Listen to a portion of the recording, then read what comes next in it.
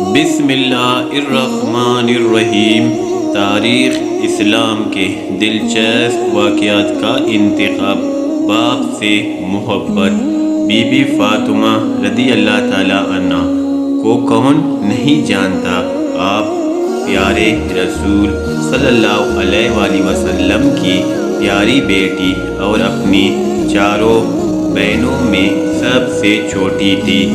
Be be Fatima رضی اللہ تعالیٰ عنہ بہت ہی اچھی اور نیک بیٹی تھی۔ رنگ روپ، چال ڈال اور بات ہر چیز میں پیارے نبی صلی اللہ علیہ وآلہ وسلم سے ملتی جلتی تھی۔ آپ اپنے بے شمار خوبیوں کی بدولت حضور صلی اللہ علیہ وآلہ وسلم کو بہت پیاری تھی۔ اپنے ابا جان سے آپ کو بے حد محبت تھی۔ آپ صلی اللہ علیہ وآلہ وسلم کو دکھی دیکھتے تو بے چین ہو جاتی تھی۔ ایک دن کی بات ہے، پیارے نبی صلی اللہ علیہ وآلہ وسلم کعبے میں نماز پڑھ رہے تھے۔ ابو جہل حضور صلی اللہ علیہ وآلہ وسلم کا ایک بہت بڑا دشمن تھا۔ وہ ہمیشہ آپ صلی اللہ علیہ وآلہ وسلم کے پیچھے پڑا رہتا تھا۔ اس نے اپنے ساتھیوں سے اونٹ کی اوجری منگوائی اور جب حضور صلی اللہ علیہ وآلہ وسلم سجدے میں گئے تو اس نے وہ اوج حضور صلی اللہ علیہ وآلہ وسلم کی گردن پر ڈلوا دی۔ اوج کے بوجھ سے حضور صلی اللہ علیہ وآلہ وسلم سر نہ اٹھا سکے اور غلاظت کی وجہ سے آپ صلی اللہ علیہ وآلہ وسلم کے کپڑے بھی پلیت ہو گئے۔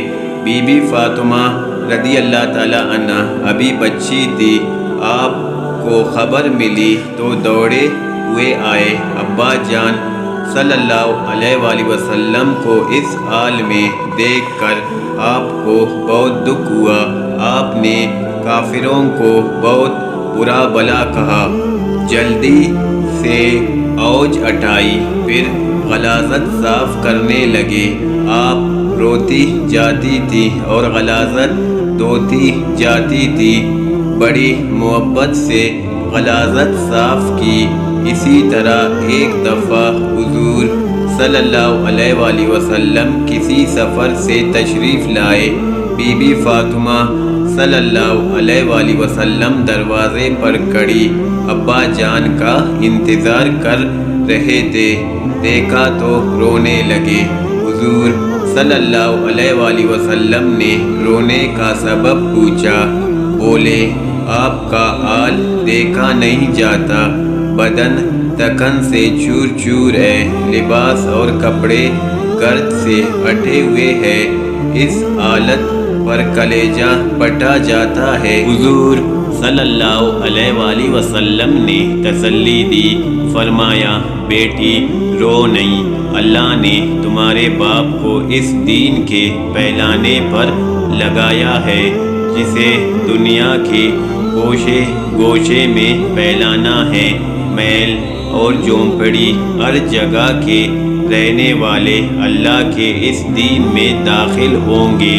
حضور صلی اللہ علیہ وآلہ وسلم کی بات سن کر آپ خاموش ہو گئے۔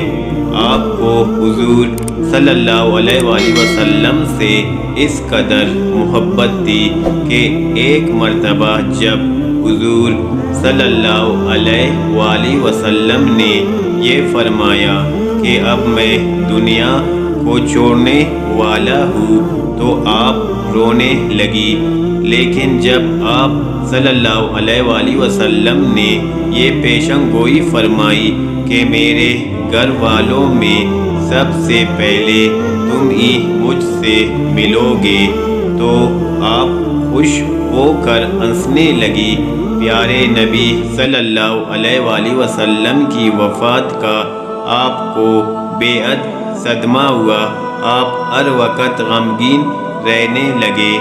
حضور صلی اللہ علیہ وآلہ وسلم کی وفات کے بعد کسی نے آپ کو ہنستے ہوئے نہیں دیکھا، اور اسی حال میں 6 ماہ بھی نہ گزرے تھے کہ حضور صلی اللہ علیہ وآلہ وسلم سے جا ملے۔